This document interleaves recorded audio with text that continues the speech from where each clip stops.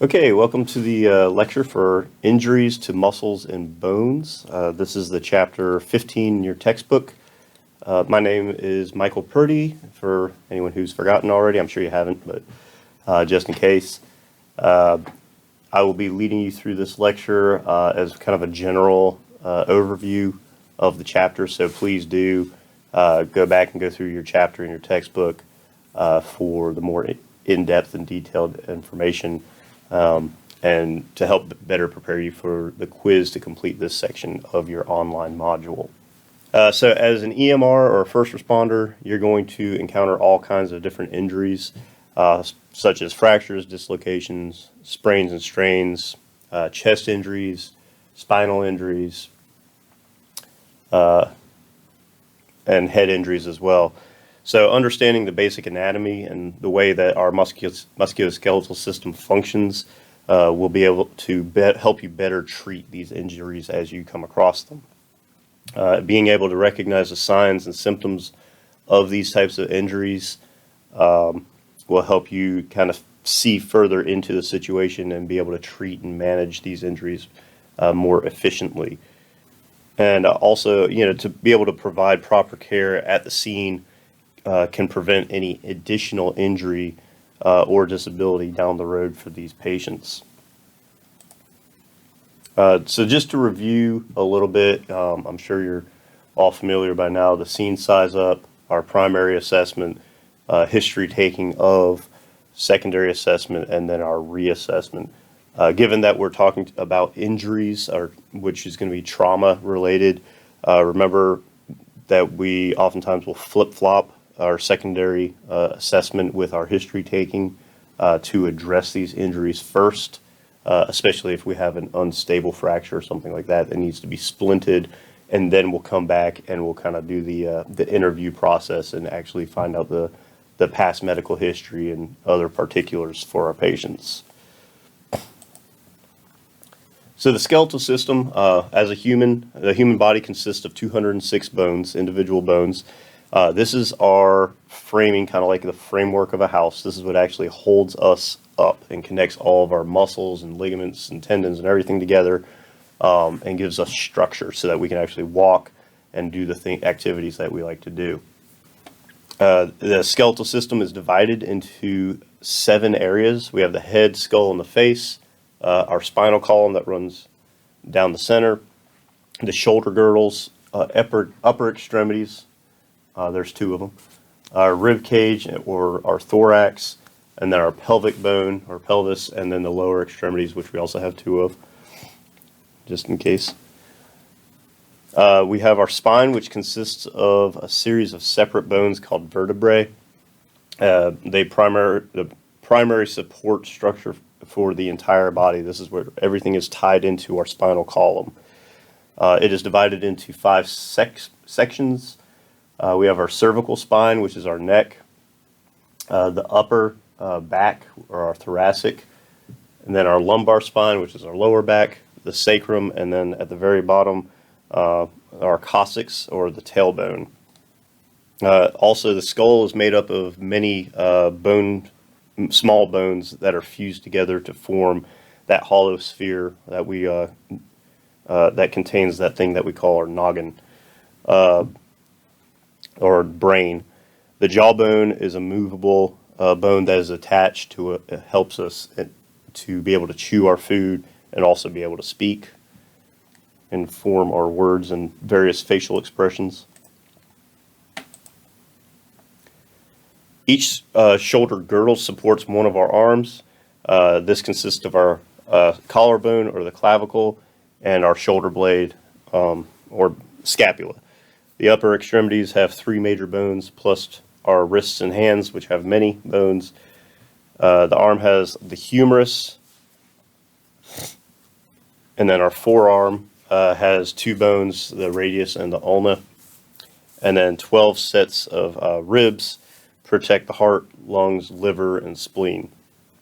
And then all of our ribs are actually attached to the spine, and then the sternum, which connects our ribs in the front, is in our chest. The pelvis links to the body and the lower extremities together, and provides lower abdominal organs or protects the lower abdominal organs and reproductive organs. And then we have our lower extremities, which include the thigh bone or the femur. This is our largest and our strongest bone in the body, which we can also lose the largest volume of blood from that bone. And then the lower leg holds the tibia and the fibula, and then our ankle and the foot, bones of the foot. So different types of injuries that we're looking at here, sprains and strains. These are typically, or sprains are typically joint injuries that are caused by excessive stretching of the supporting ligaments. A strain is caused by stretching or tearing of a muscle. Signs and symptoms. We'll have pain at the injury site. There can be an open wound, swelling and discoloration or bruising, patient's inability or unwillingness to move that extremity, and then sometimes deformity or angulation, and of course tenderness at the injury site. Muscles of the body provide support and movement. This is what kind of enables our abduction and adduction movements. The muscles are attached to bones by tendons, and that causes them to move alternately by contracting and relaxing. The movement occurs at the joints where the two bones come together, and then the bones are held together by ligaments. We have two types of muscles. We have voluntary, which are skeletal muscles. These are attached to the bones and can be contracted or relaxed on demand by our brain.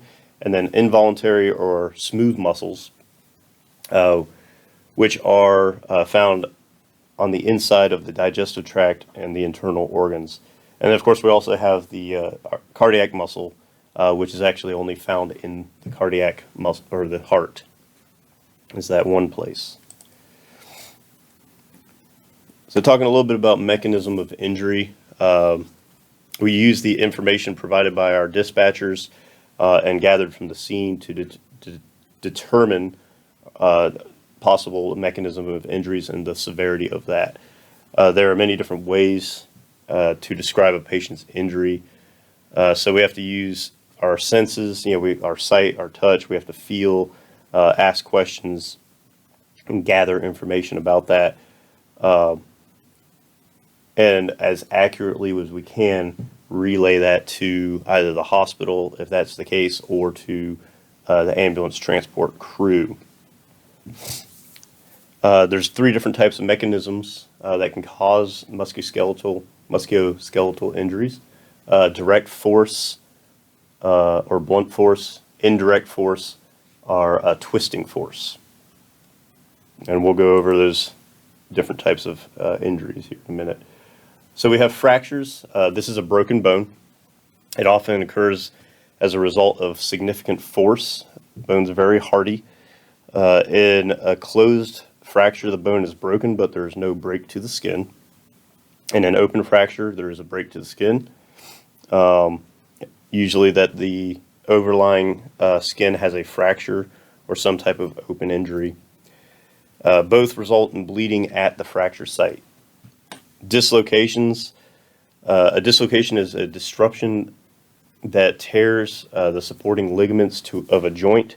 The bone ends become separated completely from each other, and they can lock into one position. Any attempt to move a dislocated joint is very painful.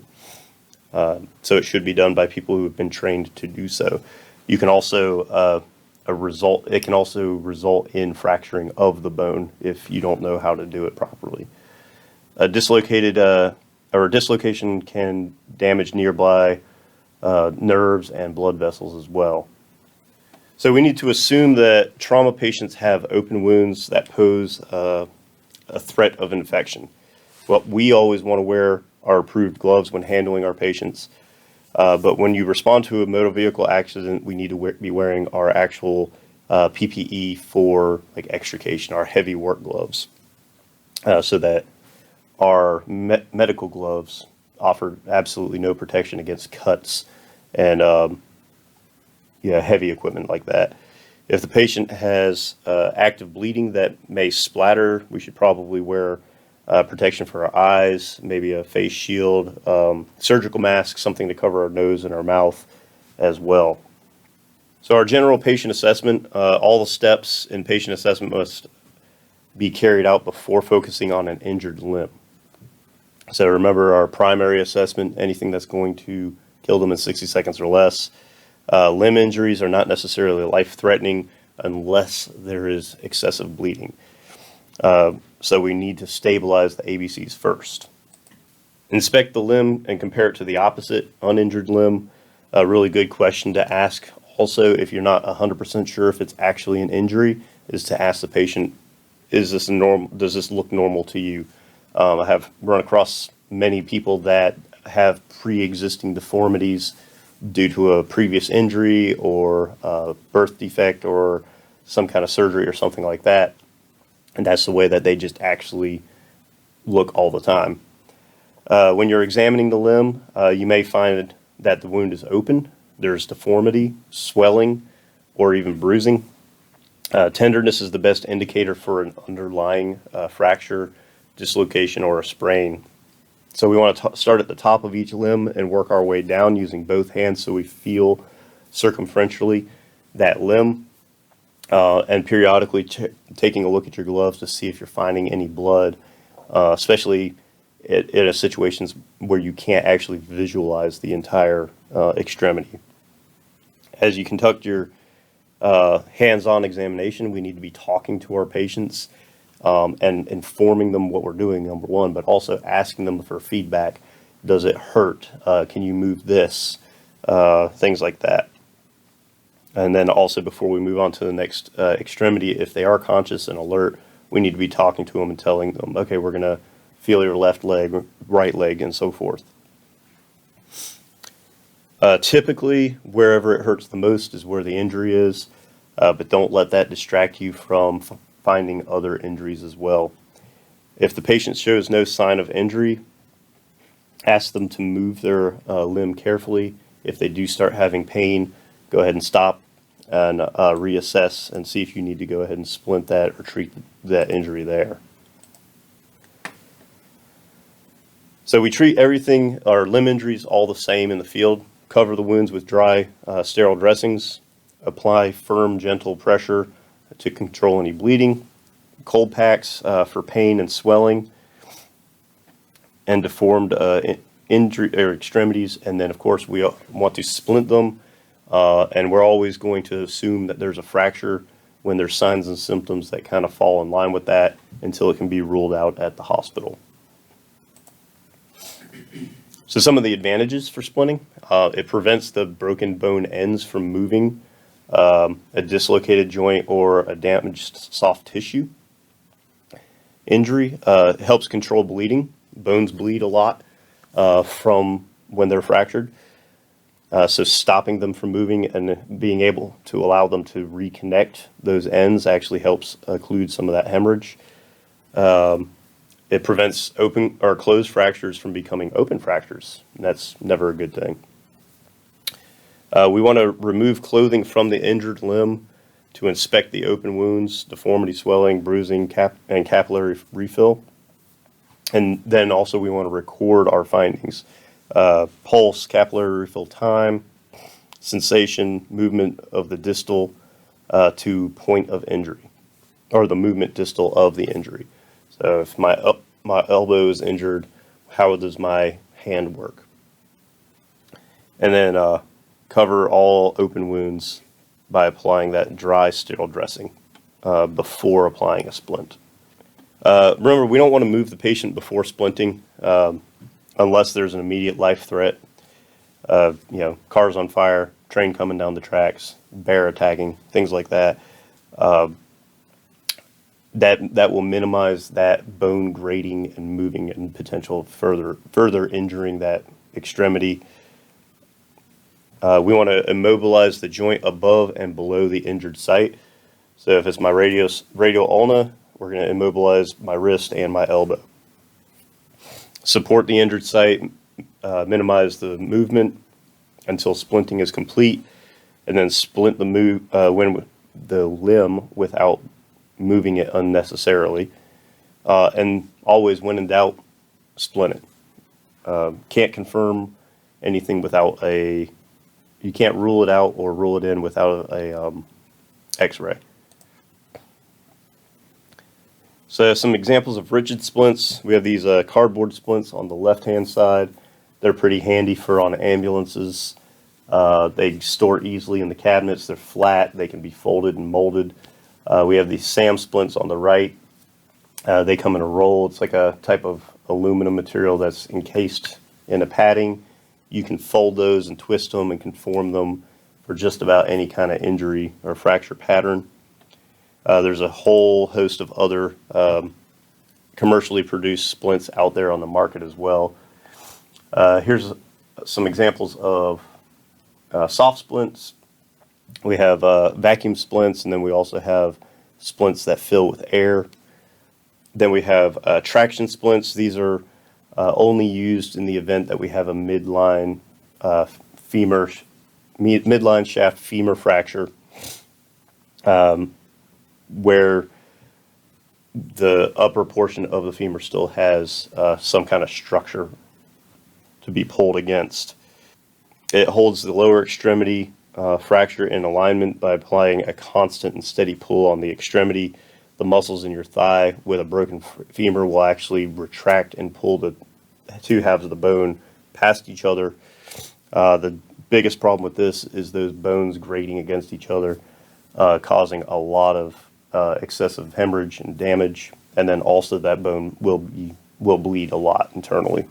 You can also only apply the traction splint with at least 2 people. It's pretty hard to do with one individual.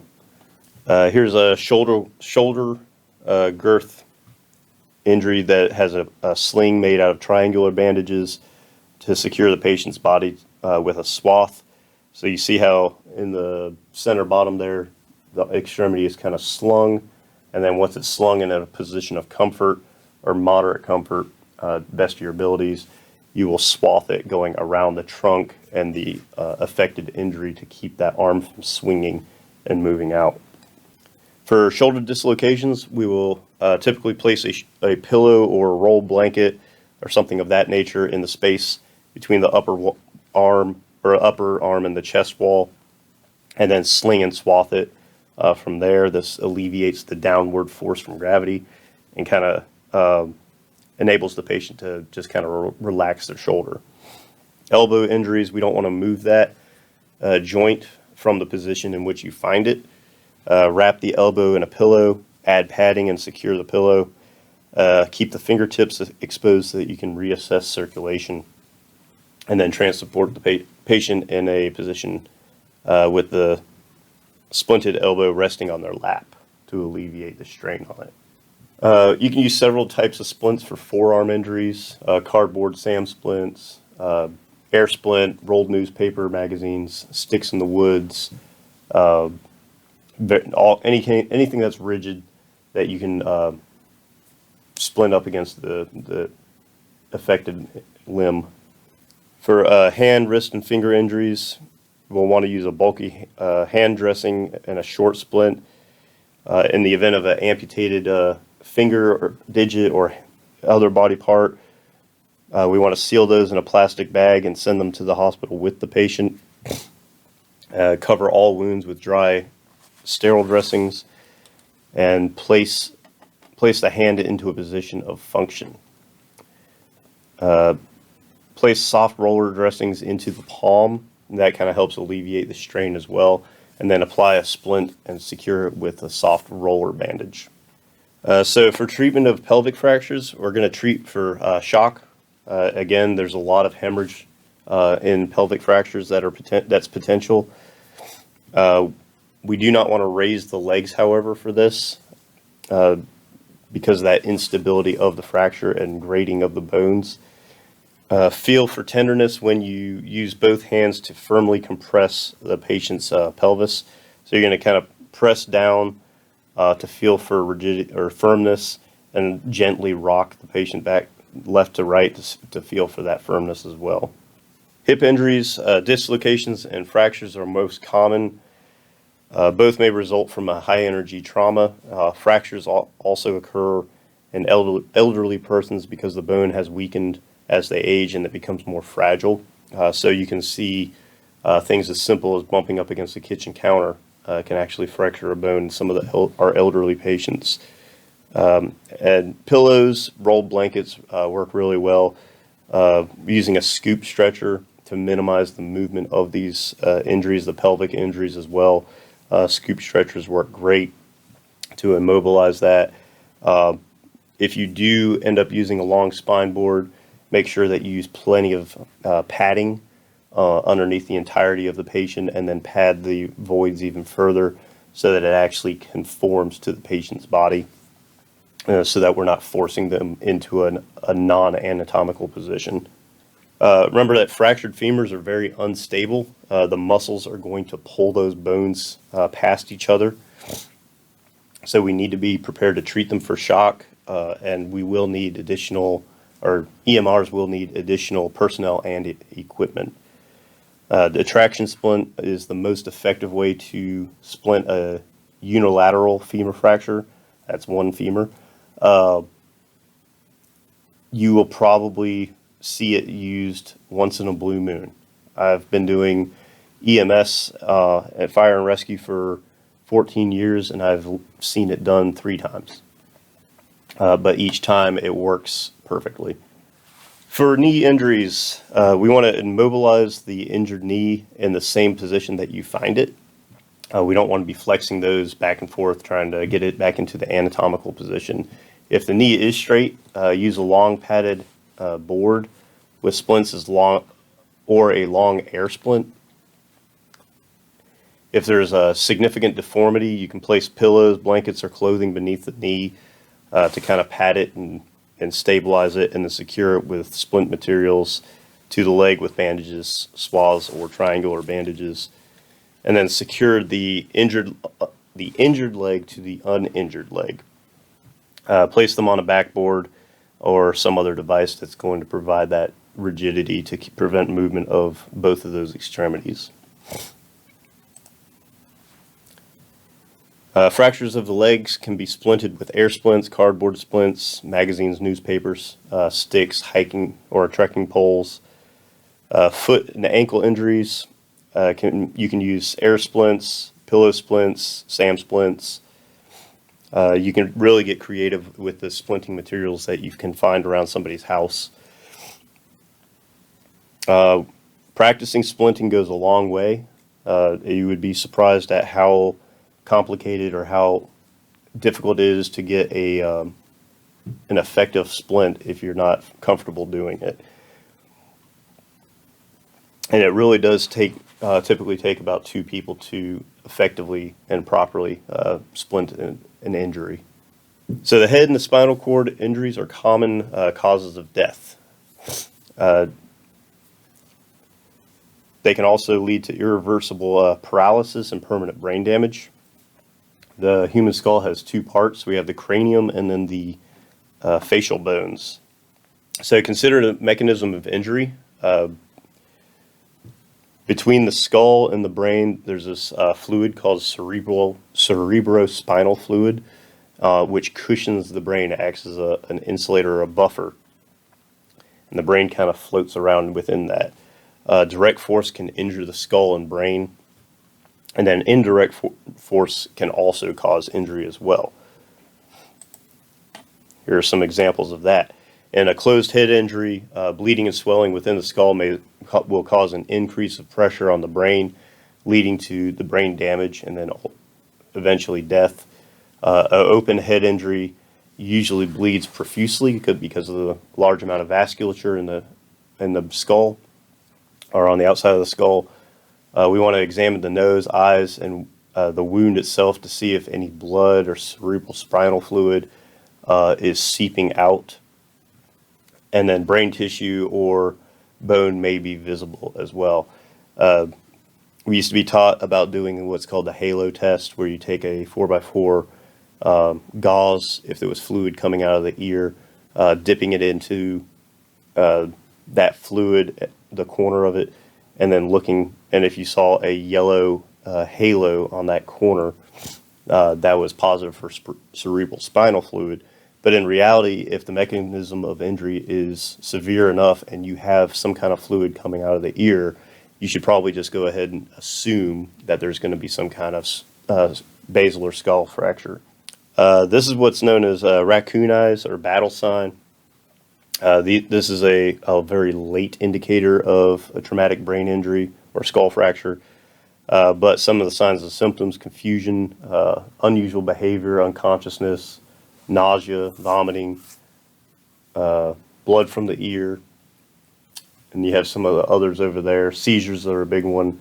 But a lot of these are really late signs once the damage is already being done and the pressure's already gotten to a pretty high level.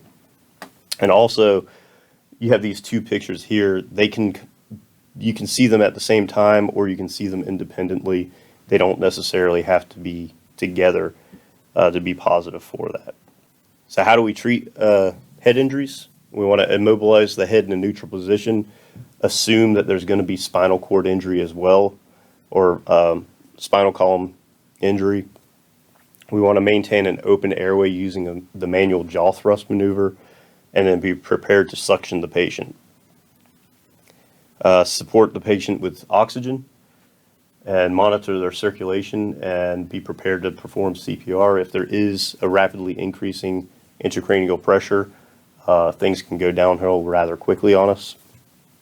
And then determine whether the blood or cerebral spinal fluid is seeping from a wound or from the nose or ears. Again, if they have signs and symptoms consistent with that type of mechanism of injury and severity, do we really need to know if there's cerebral spinal fluid or not? If the signs and symptoms are there, that supports the treatment. Control bleeding from all head wounds with dry sterile dressings, and then examine and treat other serious injuries. Facial injuries, common causes: motor vehicle crashes in which the patient's face will hit the steering wheel or the windshield. Oftentimes, if the face or head has impacted the windshield, and we see what we refer to as the spider pattern, that's a pretty significant hit and would be a high index of suspicion for severe injury. Also, we have assaults, falls, and then also in severe facial injuries, a primary concern is airway obstruction, swelling of the mouth or foreign debris, teeth, bone fragments, things like that, occluding the airway. So how do we treat them? Immobilize the head in a neutral position, maintain that open airway, support breathing and circulation, monitor, control any bleeding, and then, of course, we want to stabilize any other serious injuries as well. So a displaced vertebrae, swelling or bleeding may put pressure on the spinal cord and damage it. In severe cases, the spinal cord may actually be severed.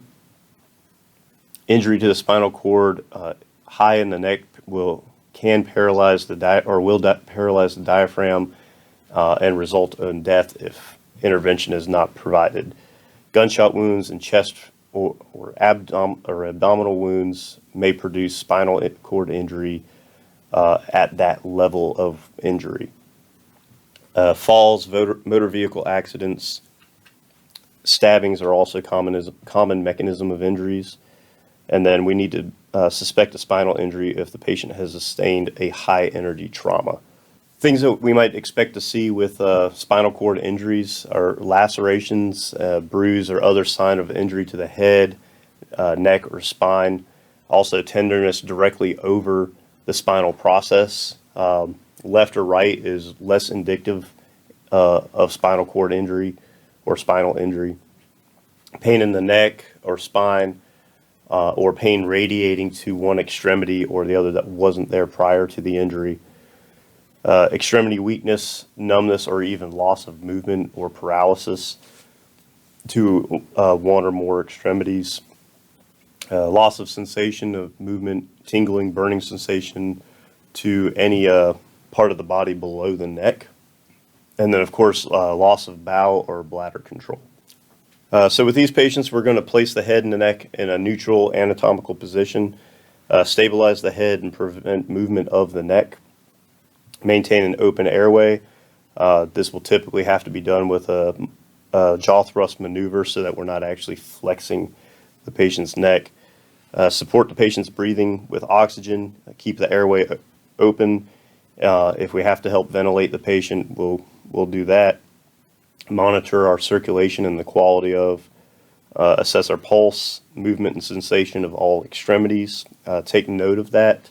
Also, if there's any changes, we want to note that as well. And then immobilize the patient on a long spine board or short backboard. Remember that we need to pad the voids, pad directly underneath the patient to minimize any ongoing injury as well that the board might cause to the patient. And then, of course, we're going to prepare them for transport. If we do opt to put a patient onto a long spine board, it needs to be done correctly. That goes back to the padding of the voids, the padding of the board entirely, head blocks, C-collar, and then good, properly applied straps that will prevent movement. Motorcycles and sport helmets. Helmets often do not need to be removed. Really, the only time that we should be removing helmets is if it's causing an airway obstruction or a problem with us being able to manage or access the airway.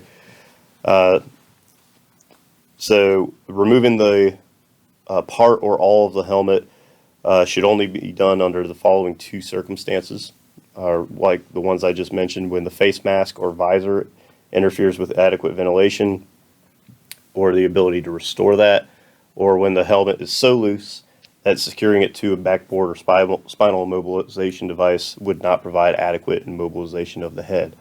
Also, to add on to that, if the person is removing it themselves, it's much better to just let them do it and not try to fight them and make them keep their helmet on. If the helmet comes off, it's better just to let it happen than try to fight it. Injuries to the chest. So fractures of the ribs are fairly common. Even a simple fracture produces pain on the site and can cause difficulty breathing or pain on breathing. People are going to want to guard that injury site, so they will instinctively take shallower breaths. They may be associated to underlying injury to the underlying organs as well. To determine whether the rib is bruised or broken, you can apply pressure to another part of the rib. And be alert of signs and symptoms of an internal injury, particularly shock, and be prepared to treat that. To stabilize a potentially broken rib, place a pillow up against or bulky dressing up against the injured ribs, and then splint them or use roller gauze to secure that in place and prevent excessive movement of the patient. A lot of times these patients will benefit from some supplemental oxygen as well. A flail chest is defined as 3 or more ribs that are broken in at least 2 places. The injured portion of the chest wall does not move with the chest. It'll have paradoxical movement, so when they breathe in, those ribs will go, the rib chest will expand, the ribs will go in, and vice versa. Flail chest will decrease the amount of oxygen and carbon dioxide exchange within the lungs. We don't want to restrict the movement of the chest if the patient is having difficulty breathing. And it may be helpful to support the patient's breathing with positive pressure ventilations using a bag valve mask with supplemental oxygen. Always remember to monitor and support the ABCs and prepare the patient for prompt transport. In penetrating chest wounds, if an object penetrates the chest wall, air and blood will escape into the space between the lungs and the chest wall. Air and blood may cause the lung to collapse. Blood loss into the chest cavity can produce shock. Quickly seal an open chest wound with an occlusive dressing. If it is a penetrating chest wound with the object still penetrating, secure it in place with bulky dressings around it. So wrapping up the chapter, let's go back and kind of review just a little bit. Musculoskeletal injuries are caused by three types of mechanisms. We have direct force, indirect force, and twisting force. Fractures can be closed, where the bone is broken but it does not come out of the skin. And then also open fractures where the bone has come through the skin or some other means have caused the skin to be broken. Dislocation is a disruption that tears supporting ligaments of a joint. And then we have sprains, which is caused by excessive stretching of the ligaments or the supporting ligaments. There are three basic types of splints. We have rigid, soft, and traction. In a closed head injury, bleeding and swelling within the skull may increase pressure on the brain, causing or leading to irreversible damage. An open injury of the head usually bleeds profusely. Airway obstruction is the primary danger to severe facial injuries. When you suspect a spinal injury, do not move the patient during the examination or move them as minimally as possible. The most common chest injuries are rib fractures, flail chest, and penetrating wounds. All right, that wraps up this chapter. Please remember, go back, review your chapter in your textbook. Try to see if there's anything that's confusing you or you have questions on. Take note of that. Bring those to our lab days so we can review them in a group setting. Up next, I have a couple of follow-up questions just for review, or a few questions before we close out this lecture. So one, musculoskeletal system refers to which of the following? Please make your selection. The answer is C, bones and voluntary muscles of the body. Number two, when examining an injured extremity, you should be sure to which of the following? The correct answer is D, squeeze the entire limb starting at the top in a systematic and firm manner.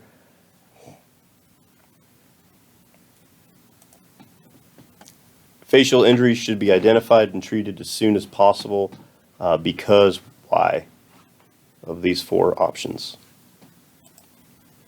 And the correct answer is D, of the risk for airway problems.